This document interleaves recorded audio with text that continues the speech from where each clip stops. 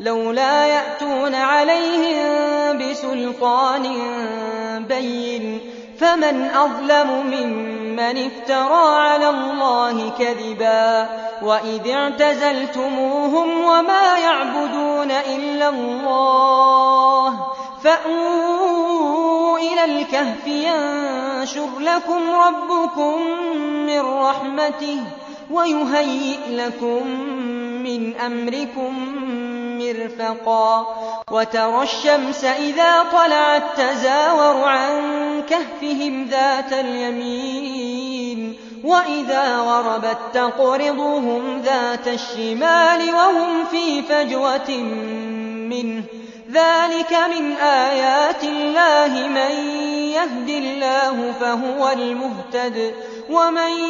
يضلل فلن تجد له وليا مرشدا